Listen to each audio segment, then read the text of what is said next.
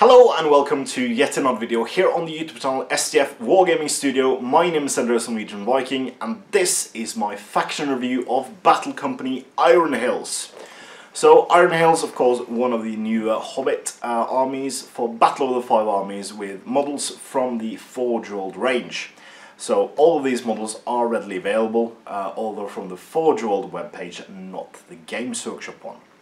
So a starting company of Iron Hills is 2 Iron Hill Dwarves with shield and spear, 2 with mattocks and 1 with a crossbow. So obviously a crossbow can be pretty powerful in games of battle companies. The penalty, of course, you have to stand still, but even though a strength 4 shot will probably decimate a model being hit with low defense. Iron Hills also have access to a special war gear that none of the other battle companies have access to, and that is of course the War Goat. So a War Goat will cost you 2 influence points, the same as a horse, which I think is pretty damn powerful. It's also defense 5, so it can absorb a bit more firepower, so normal bows will need 6s to wound it. So it's pretty good. I think for points wise, when calculating your army faction, I think it should cost 9.15 instead of 6.10 in terms of points, because of their ability to be a bit more powerful than regular horses. So they only have 1 reinforcement table. Of course, on a 1 they do nothing, and you get nothing. So this is my suggestion, that you save up at least 4 influence points before rolling on the influence chart, so that you at least get something instead of nothing on a 1. So on a 2-2-5 you get a Iron Hill Dwarf with something.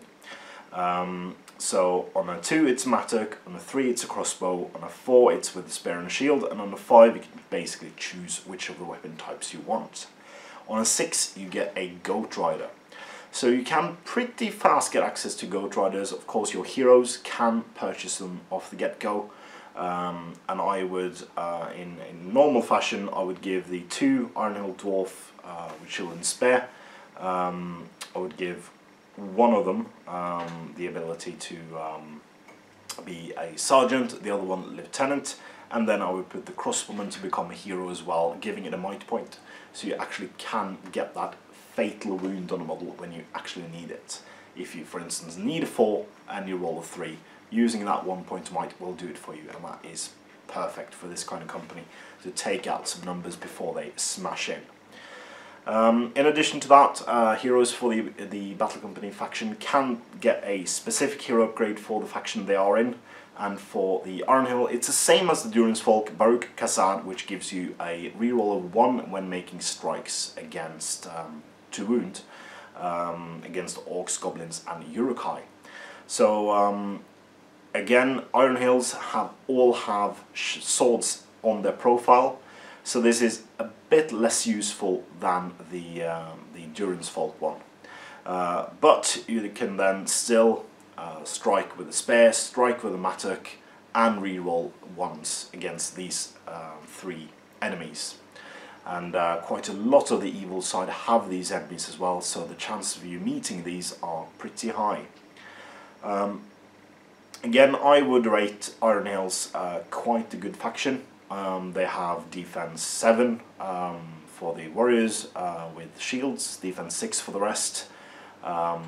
1 less number than the Durance Folk list, but I think they can make up with that with a bit better and stronger shooting, as well as, when you get a few more models, the shield wall special rule, which can protect your models, making them defense 8.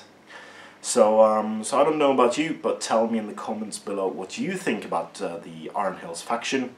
Do you think they are as good as the internet tells us it is? Have you played against them? Have you beaten them? Tell me in the comments below. Also tell me which faction I should do a review on next week, because I will be filming all of these in one go, and then I can release the one that is most popular first. So tell me in the comments below which one you would like me to release next. Until next time, I've been Andreas Norwegian Viking. This has been my review of the Iron Hills faction for battle companies. Please comment, like, share and subscribe. Consider supporting SDF on Patreon using the link in the description below. And as always, support your hobby.